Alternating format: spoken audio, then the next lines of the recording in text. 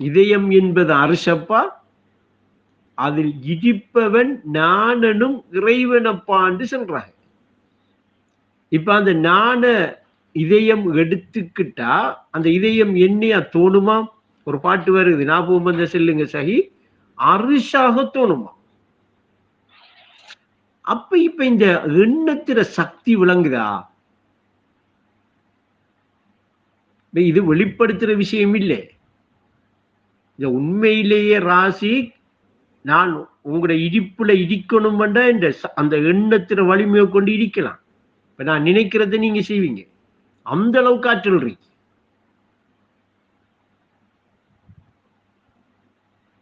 என்னடா அந்த எண்ணம் எனக்கு திண்மை பெற்றிருக்கணும். அந்த அந்த வலிமை, அந்த சக்தியை உணர்ந்திருக்கணும். உணர்ற இடத்தை கொடுக்கணும். அதை சுதந்திரமாக்கணும். அதை எதிலையும் கட்டுப்படுத்தக்கூடாது. நாம என்ன செய்கிறோம்னா அந்த எண்ணத்தை கொண்டாந்து ஒரு குறிப்பிட்ட விஷயத்துக்குள்ள கட்டுப்படுத்துறோமா இல்லையா? சின்ன ஒரு விஷயத்தை ஆசை கொள்றோம். சும்மா எங்கள ஒரு பயணத்தை ஆசை கொள்றோம். இன்னைக்கு இருந்து இன்னைக்கு போகணும் ஒரு எண்ணம் இருக்குது. வந்த உடனே என்ன செய்யறோம்? அதுக்கு பயன்படுத்துறோம் இல்லையா? அவ்வளவு தூரம் தான் அந்த எண்ணம் போகும் வரும். அவ்வளவு அப்படி நாம பயன்படுத்துறதால அந்த எண்ணத்தை என்ன செய்யறோம்டா, ஒரு கட்டுப்பாட்டுக்குள்ள வச்சிருந்து ஒரு கட்டுப்பாட்டுக்குள்ள அந்த அனுபவத்தை எடுக்கிறதால அந்த எண்ணம் இயல்பா இருக்கிற சக்திய, இயல்பா இருக்கிற வேகத்தை உணர்ற இடத்துக்கு வருவதில்லை. உணர்ற இடம் அந்த உள்ளத்திலே ஏற்படுவதில்லை. அதை அப்படியே மாற்றி அந்த உள்ளத்துக்கிட்ட கொடுத்துட்டோம்டா. ஏன்னா அது பிறந்த அங்கதானே எண்ணம் பிறக்கு நோக்கறியணும் ஏண்டா, அது பிறக்குது அந்த எண்ணம் எங்க உள்ளத்திலே.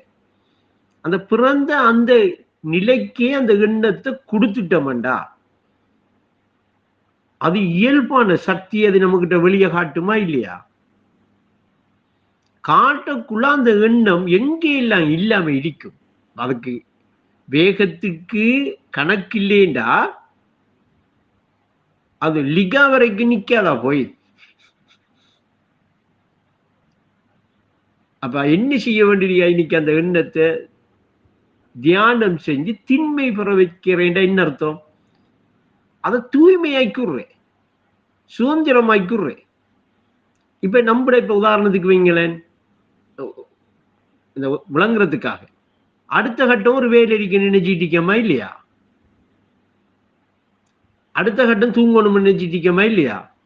அடுத்த கட்டம் காலையில் இந்த வேலை இருக்க நினைச்சிட்டிக்க. இப்படி படிப்படியாக வருஷக்கணக்கா ஒரு பிளானிங் பண்ணி அந்த எண்ணத்துக்கிட்ட கொடுத்திருக்கமா இல்லையா? கொடுத்த உடனே அது என்ன செய்யுது? அந்த எண்ணம் அந்த கட்டுப்பாட்டுக்குள்ள நிக்கி அப்படி நிக்கக்குள்ள அந்த எண்ணத்திட வலிமையும் அந்த எண்ணத்திட சக்தியும் உணரப்படுவதில்லை தன்னிலையில. நான் இப்ப உணர்வை செல்லல, இதய எண்ணம் திண்மை பெற்றா அது உணர்வு. கடல், ஆனா கடலாக இடிக்கிற எங்கும் நிறைந்திருக்கிற எண்ணத்தை பத்தி பேசுறேன். கடல் பூரணமாக இடுக்கி எண்ணத்தை கொண்டுதான். கடல் என்கிறது குனியண்டா, எண்ணம் என்கிறது என்ன? குணம், அதனுடைய சக்தி. அதன் சக்தியை கொண்டுதான் கடல் என்ன செய்யுது? சரிப்பற்றி. இது இயல்பு, இயற்கை. அவ்வளவு வலிமை உள்ளது. அத வெளிய பௌதீகத்துல காட்டி தெரியா என்ன எதண்டு வானா இப்ப பிடிக்க மாட்டீங்க. அப்ப ஈனைக்கு உங்களுக்கிட்ட இருக்கிற எண்ணத்திட வலிமை, நமக்கிட்ட இருக்கிற எண்ணத்திட வலிமை நமக்கு தெரியாம, அதனுடைய சக்திட பெருப்பமும் தெரியாம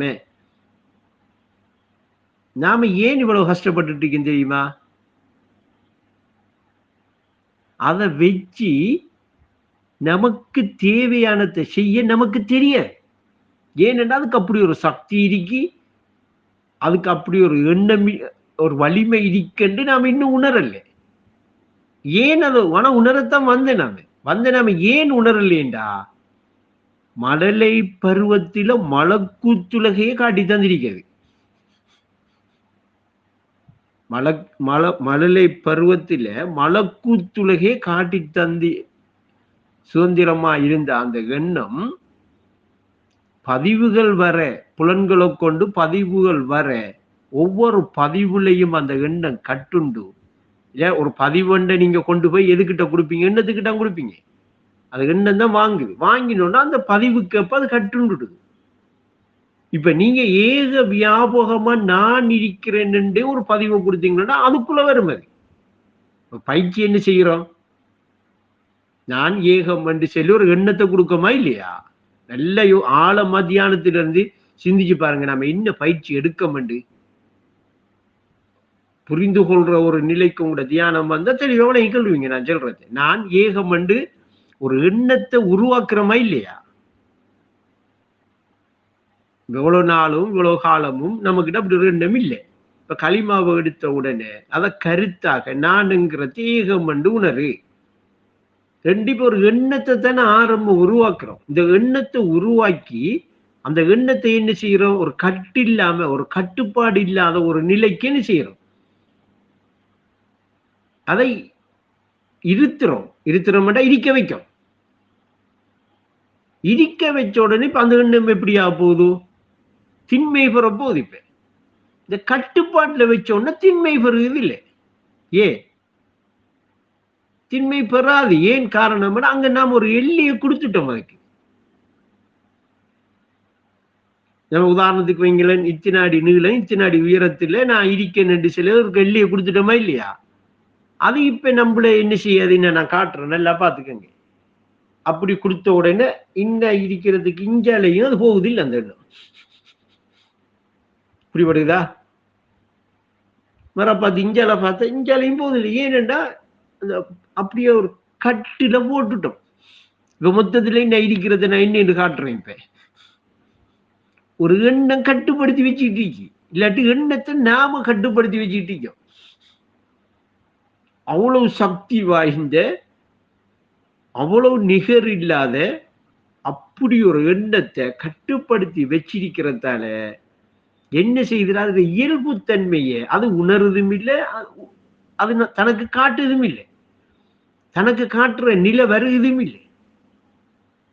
அப்ப இப்ப என்ன செய்ய வேண்டியிருக்கேன்டா, கட்டு இருக்கிற கட்டை அப்படியே வச்சு போட்டு எண்ணத்தை கொண்டு போய் ஏகத்தில ஏகமா இருக்கண்டு. இப்ப நாம எண்ணமா ஆரம்பம் ஏகத்திலே போய் தரிபடுறோமா? முதல் எண்ணம் தானே. அப்ப அந்த எண்ணத்தை என்ன செய்யறோம்டா, ஏகத்துல கொண்டு போய் திண்மை பெற வைக்கும், உறுதிப்பட வைக்கும். வச்சோன்னா அந்த எண்ணம் என்ன செய்யும்? சக்தியா மாறுது. நான் ஆரம்பத்தில் இப்ப கொஞ்ச நாள் அவங்களுக்கு உறவாட்டத்துல சொல்லிட்டு இருந்தேன், நீங்க மறந்திருப்பீங்க சிலரு. எப்ப நீங்க ஆழ்ந்த உறக்க நிலையை நினைவு கெடுக்கிறீங்களோ, இப்ப நினைவு கெடுக்கிறீங்கன்னா இப்படி எந்த அர்த்தத்துல எண்ணத்துக்கு எடுக்கிறீங்களோ, இல்லாட்டி எண்ணத்தை ஆழ்ந்த உறக்க நிலையில எப்ப நீங்க தரிப்படுத்துறீங்களோ, அந்த தரிப்படுத்துற அதே கணம் ஏக வியாபகமாக நீங்க கனெக்ட் ஆகுறீங்க, தொடர்பாகுறீங்கன்னு நான் பலமுறை சொல்லி தந்தேனா இல்லையா? இந்த தொடர்பு ஏற்படுகிறது எண்ணத்தாலதான். இது எந்த அளவுக்கு அந்த தரிப்பட்டு திண்மையாகுதோ அந்த அளவுக்கு என்ன செய்யும்? அந்த நிலையில இருந்து அந்த எண்ணம் தரிப்பட்டு உறுதியானா அது, உதாரணத்துக்கு அது அனசாவிசுக்கு சொந்தமான எண்ணம் இல்லது, அவர்கின்றது இல்லது, அவருக்கு சம்பந்தமும் இல்லை. விளங்குறதுக்கு அவரால் காட்டணும்ங்கிறதுக்காகத்தான் என்ன காட்டுறேன் நான். நீங்க அப்படி தரிப்பட்டு அத திண்மை ஆயிடுச்சேண்டா, ஐனைக்கு நீங்க தரிப்பட்டு திண்மையாகிற அந்த எண்ணத்துக்கும் அபூபக்கர் நானக்கும் எந்த சம்பந்தமும் இல்லை. அது இப்ப உங்களோட புரிதலுக்கு வராது, கொஞ்சம் காலம் எடுக்கும் அது உணர்த்தி தாரத்துக்கு. இப்ப அந்த வலிமை, அந்த சக்தி எந்த லெவல்ல இருக்கி? உணர்வு எப்படி ஏகமாக இருக்கும், அப்படி இருக்கிற அந்த உணர்வோட சக்தியும் எப்படி இருக்கும், தன்னை உணர்ந்த நிலையும் எப்படி இருக்கும்? ஏகமா இருக்குமா இல்லையா? அப்ப குனியும் குணமும் ஏகமென்று ஏற்றுக்கொள்றதுதான் தௌஹீத். தாத்தும் சிபத்தும் தன்னிலே தானான தாகா நபி. மறுகா இன்னொரு படிச்சு இல்லையா, ஏன் மறந்தாய் மனிதா, அதுக்கு முன்னுக்கு வர்றது என்ன?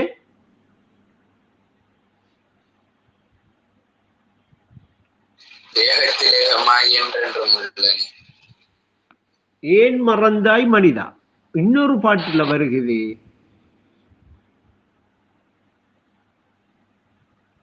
எங்கும் நிறைந்த காலம் ஏகமாயிருக்கும் காலம் கற்பனை கெட்ட காலமே கடவுள் கற்பனை உள்ள நாளமே. அந்த பாட்டுல இன்னொரு பாட்டுல வருது, எங்கும் நிறைந்த ஹக்கை ஏகமாயிருக்கும் தாத்தை ஏன் மறந்தாய் மனிதா. புரிபடுதா இன்னைக்கு என்ன சில வராக? எங்கும் நிறைந்த ஹக்கை ஏகமாக இருக்கும் தாத்தை ஏன் மறந்தாய் என்று யாருக்கிட்ட கேட்காங்க? அதென்ன மனிதன்கிட்ட கேட்கிற? அப்படியேண்டா மனிதனை முன்னிலைப்படுத்தி கேட்காகேண்டா அந்த எங்கும் நிறைந்த ஹக்கையும் ஏகமாயிருக்கிற தாத்தையும் மனிதன் ஞாபகப்படுத்தலாம் என்று செல்லாம சொல்றாங்க.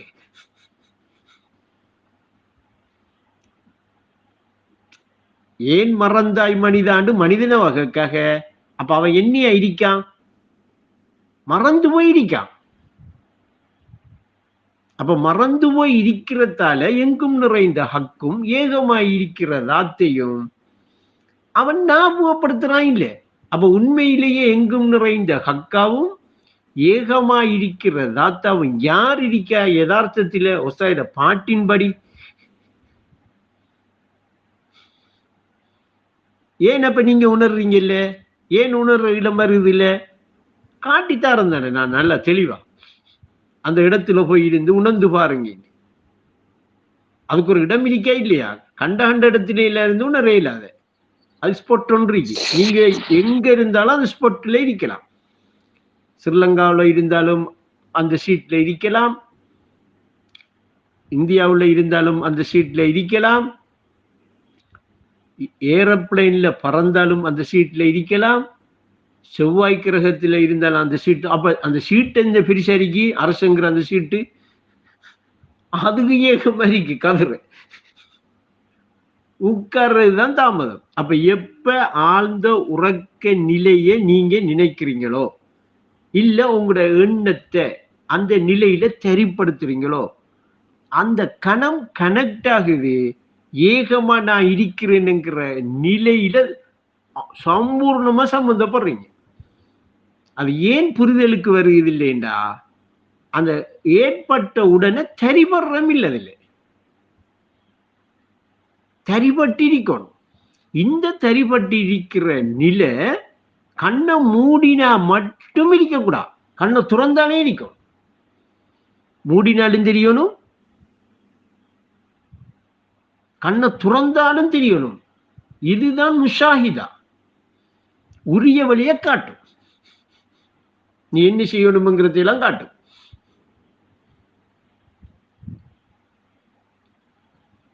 இந்த காட்சியை கண்டா அது முஷாஹிதா.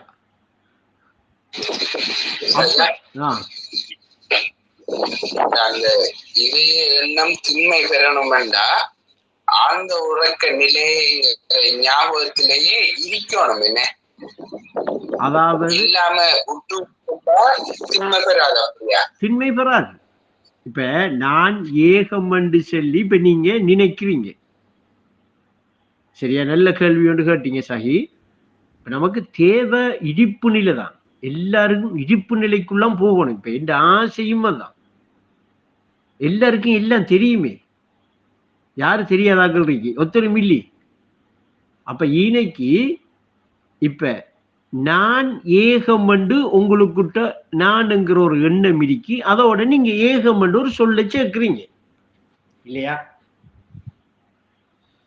இது நல்ல நுட்பமா கிறீங்க, நல்லா தார. இப்ப நீங்க ஆழ்ந்த உறக்க நிலையை நீங்க நினைக்கல. இப்ப உங்கள்ட்ட என்ன வடிவில் இருக்கி?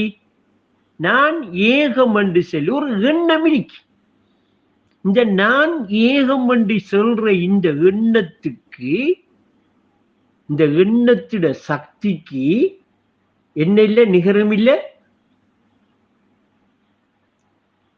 இந்த வேகத்துக்கு கணக்கும் இல்லை.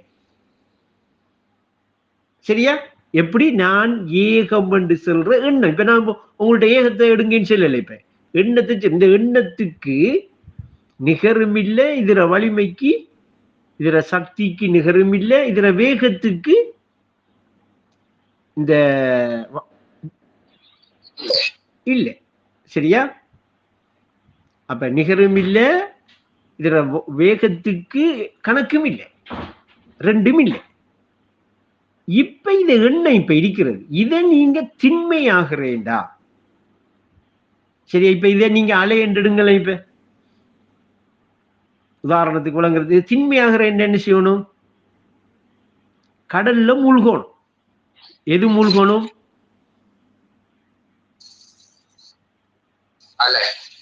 எண்ணம் மூழ்கணும். அலை, அந்த எண்ணம் மூழ்கணும். இப்ப கடல்ல மூழ்கிறேன்டா, இப்ப கடல்ல தேர்றையா, கடல் இருக்கா நம்ம கிட்ட? நம்ம அனுபவத்துல கடல் இருக்கா, இல்ல இப்ப கடல்ல தேர்றையா? நாம இருக்கு, கடல் ரீக்கப்ப. ஆழ்ந்த உறக்க நிலையில் எங்கே நீ அமைந்திருந்தாய் அறிவாயா? அறிகிறேன். நான் என்ன செய்யணும்? அந்த நிலையில போய் நான் உட்காரணும். நான் உட்கார்றேன் என்ன செய்யணும்? எண்ணத்தால போய் உட்காரணும். உடலால போய் உட்காரையலாம். எனக்கு உட்கார்றதுக்கு எனக்கிட்ட இருக்கிற ஒரே ஒரு சாமான் என்ன? எண்ணம் தான். அப்ப எண்ணத்தை என்ன செய்யறேன்? திண்மை பெற வைக்கிறதுக்கு இப்ப நான் என்ன செய்யறேன்? அதுல போய் உட்கார்றேன். உட்கார்ந்த உடனே இப்ப கடலுக்கு போயிட்டு, இப்ப கடலுக்கு கொஞ்சம் போனோன்னு இப்ப எண்ணம் இருக்கா, கடல் இருக்கா? இப்ப கடலுக்கு போற அளவுக்கு அந்த எண்ணம் வலிமை பெற்ற உடனே, அது ஒரு அடி கீழே ஆழத்துக்கு வந்துட்டு வைங்களேன், இப்ப எண்ணமா உணர்வா? அப்ப இதைய எண்ணம் இப்ப என்ன செஞ்சிருக்கு? அந்த கடல்ல ஒரு அடி போற அளவுக்கு திண்மையா இருக்கு. இதுக்கு காரணம் என்னன்னா இயற்கை வழி தியானம். இந்த தியானம் தான் என்ன? நான் கண்ணை மூடிக்கிட்டு அதை வலிமைப்படுத்தி இருக்கேன். அதை வலிமைப்படுத்துறேன். விளங்குதா? ஒரு தரங்கண்ணி, இன்னொரு தரங்கண்ணி, 2 தரங்கண்ணி, 3 தரங்கண்ணி, 4 தரங்கண்ணி, ஒரு 4-5 தரங்கண்ணின உடனே A4 சைஸ் பேப்பர் இப்படி ஒரு கட்டு வந்துட்டு இப்ப வலிமை. இப்ப இது இயற்கை. இது இப்ப கடலில் அந்த எண்ணம் வந்தோடனே இப்ப நீங்க செய்யறீங்கன்னு அர்த்தம் இல்லை. இது கடல் என்ன செய்யுது? தன்னை உணருது.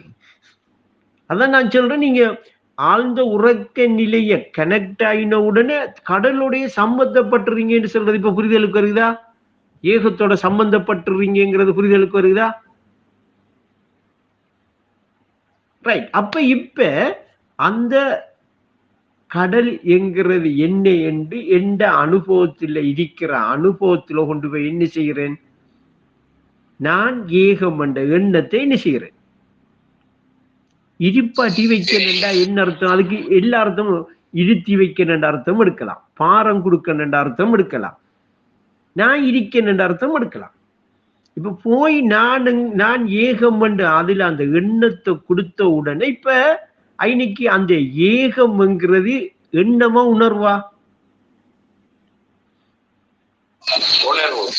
இப்ப அது எண்ணிக்கிட்டு இருக்குமா, தன்னை உணர்ந்துட்டு இருக்குமா?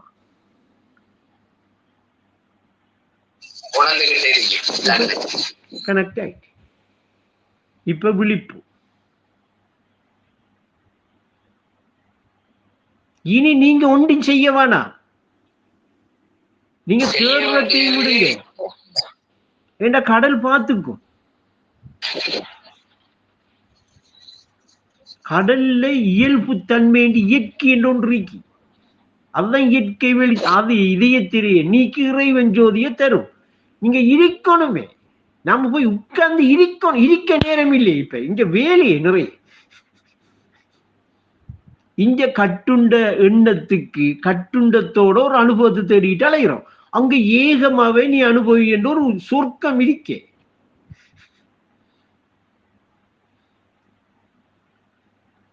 சென்னா கோவிக்க கூடா இல்ல வானா, இப்ப வானா, இன்னும் கொஞ்ச நாள் போகக்குள்ள சொல்றேன். அப்ப இப்ப விளங்குதா? அப்ப இந்த எண்ணம்ங்கிறது திண்மை பெற என்றா என்ன அர்த்தம் என்றா அந்த ஆழ்ந்த உறக்க நிலையோட டச் பண்றதுதான். இப்ப நீங்க ஆழ்ந்த உறக்க நிலையோட எண்ணம் போய் டச் பண்ணிட்டேன்டா, இடிப்படுத்திட்டேன்டா, நீங்க இப்ப நான் ஏகம் என்று என்றையா ஞாபகப்படுத்துறையா? இப்ப என்றல்ல, இது இன்னைக்கு நீங்க எண்ணல்ல, நீங்க நான் ஏகம்ங்கிறத என்ன செய்யறீங்க? ஆழ்ந்த உறக்க நிலைய கடலா எடுத்து அந்த எண்ணத்தை அதுகிட்ட கொடுக்குற அதே கணம் அது எண்ணத்தை ஓந்து கொண்டுட்டு ரெண்டு வெப்பமே ஒந்து கொள்ளலையா? இவர் எண்ணிக்கிட்டே இருப்பாரு 40 வருஷத்துக்கு. இவருக்கு ஏசி ரோஷம் வர அளவுக்கு அடிச்செல்லாம் கொடுக்கலாம். அவருக்கு வந்து எண்ணத்தை வச்சுட்டு இருக்கிறான். ஏன்னா அவருக்கு திரை இடிக்கி நீக்கிறார் இல்லை. அப்ப ஈனைக்கு என்ன செய்யணும்டா? அந்த எண்ணத்தை கொண்டு அதுல தரிப்படுத்த இப்ப நான் ஏகம் என்று அவர் என்றையா திக்ரு செய்கிறாரா?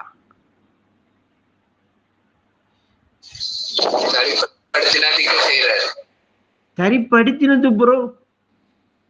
சும்மா உதாரணத்துக்கு நான் சொல்லி காட்டுறேன். நான் ஏகம், நான் ஏகம் உள்ளுக்கு சொல்லிக்கிட்டு இருக்கிறையா? அந்த ஏக நிலையை ஞாபகப்படுத்திக்கிட்டு இருக்கிறையா?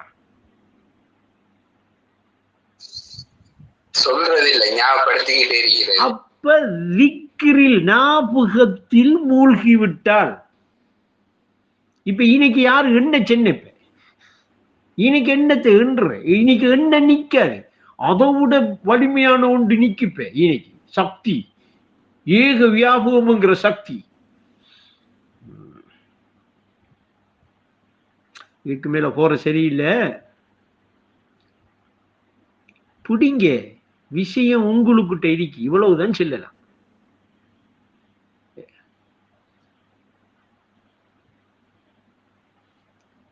இவ்வளவுதான் சொல்லலாம். இதுக்கு மேல உங்களுக்கு இந்த உலகத்துல ஒரு மனுஷன் வழிகாட்டுறான்டா, அவனை என்னகிட்ட கூட்டிட்டு வா, நான் என்ன காட்டித்தாங்க. நான் பேசல, இது இந்த அனுபவம் பேசுதுங்கிறத உணருங்க. முதல் நீங்க அனுபவம் பேசுறவனோட சம்பந்தப்பட்டுக்கிட்டு சில்லற காசிக்கிட்டே எல்லாம் போய் சில்லற எடுத்துக்கிட்டு இருக்காங்க. எனக்கு விருப்பம் இல்லை.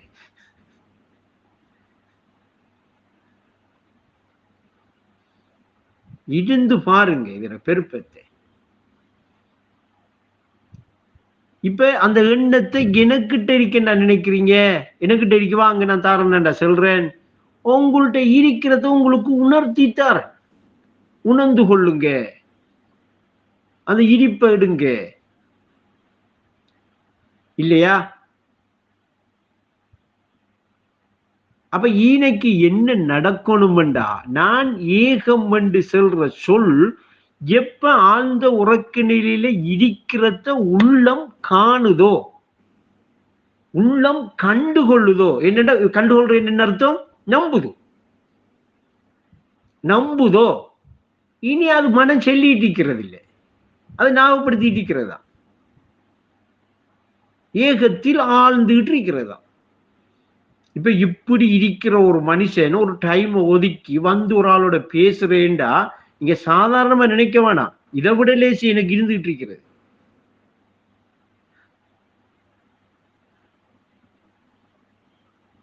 உங்களுக்கு சாதாரணமா இருக்கு, ஏன்னா உங்கள மாதிரி இருக்கும் தானே. சிரிச்சு காய்ச்சி பாடி பண்ணி வேஷம் போட இல்லாத எனக்கு நானே அதுல இருக்கிறதா காண்றதால. இப்ப உஸ்தாது பெருப்பத்தை யோசிச்சு பாருங்க. இறை தீதாரை பெற்றுக்கொள்வதே முழு நோக்கம். தியானத்தை விட்டு நீ வாழாதடா, அந்த இருப்பு நிலையில இருக்கிற அந்த நிலையை பெற்றுக்கொள்றதுதான் முழு நோக்கம். முன் சென்றவர்கள் எல்லாம் அங்க இன்னைக்கு இருக்காங்க, நீங்க சந்திக்கலாம்.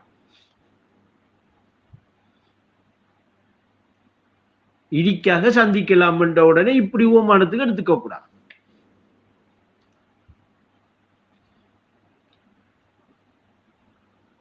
அப்ப இப்ப அது பிடிபட்டுட்டா அப்ப இன்னைக்கு என்ன செய்யணும்டா, இன்னைக்கு ஒரு சின்ன ஒரு நுட்பம் ஒன்று நீங்கணும். நான் ஏகம் வந்து அந்த நினைவை அந்த எண்ணத்தை எடுத்துக்கக்குள்ள ஆழ்ந்த உறக்க நிலையை நினைச்ச உடனே எண்ணம் விடுபட்டுரும். ஆழ்ந்த உறக்க ஞாபகம் நிக்கணும். இப்ப மறதி இல்லை, இது மறக்கிறது. இப்படி இருக்கக்குள்ள உறக்கம் போகாது உங்களுக்கு. உறக்கம் போதண்டா நான் உறங்கிட்டேன் ஒரு எண்ணம் உங்களுக்கு வந்துட்டேன்னா நீங்க அதை நம்பாங்க. அவன் சொல்றான், பச்சை போய் சொல்றான் வந்து நீங்க உறங்கல். சாஹிபினா நான் மைக் எடுத்து படி சொல்லுங்க.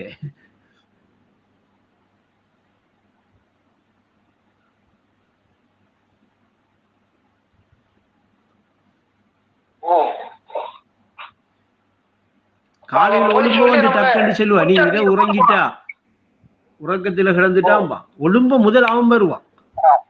எப்படா இவரை தட்டி விடுவோம். உடனே இவர் என்ன செஞ்சிருவாரு, உறங்கிட்டேன்னு நாம இன்னைக்கு நம்மள விழிச்சு பார்க்கலையே, நம்ம தெரியவும் இல்லையே அவன் அந்த எண்ணத்துக்குள்ள வந்துடுவாரு.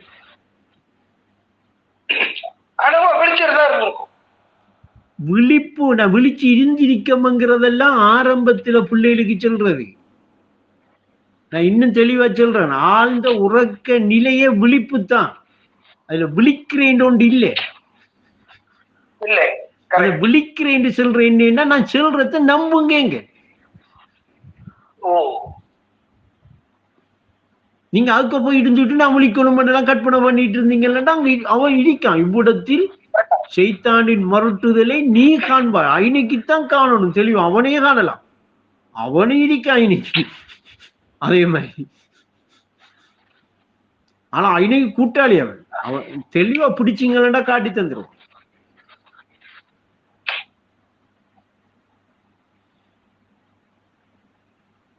அதை அடிக்கடி பயிற்சி செஞ்சுக்கிட்டு இருக்கணும். வருஷக்கணக்கா இதை பேசிக்கிட்டு இருக்கணும்.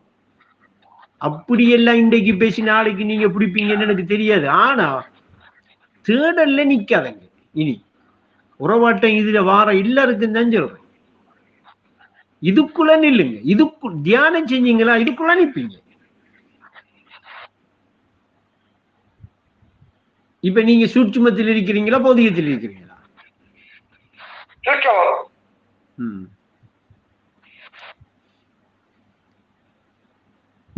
பௌதிகத்திலேயும் தான். இப்ப உங்களுக்கு சின்ன ஒரு நுட்பத்தை உடைச்சுத்தாரு. ஒரு நிலையே இன்னொரு நிலை தடைப்படாம இருக்கிறேன்டா, ரெண்டு நிலையும் இடிக்க தடைப்படாம இருக்கிறா இல்ல அந்த ரெண்டு நிலை என்று சொல்றது ஒரு நிலையாவே இருக்க அவர்கிட்ட. இப்ப தடைப்படாம இருக்கேன்டா தடை நீங்கிட்டு அர்த்தம். இப்ப பௌதிகம் என்று சொல்லி ஒரு நிலையில இருந்தாரு, சூட்சுமம் என்று ஒரு நிலையில இருந்தாரு. இப்ப இவர் ரெண்டு நிலையும் தடைப்படாம இருக்காருண்டா இப்ப என்ன அர்த்தம்?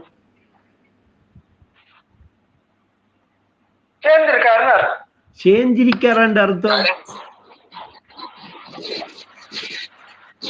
அந்த தடையா இருந்தது நீங்க இருக்கின்ற அர்த்தம். சேரல்ல, அவர் அப்படியேதான் இருக்காரு.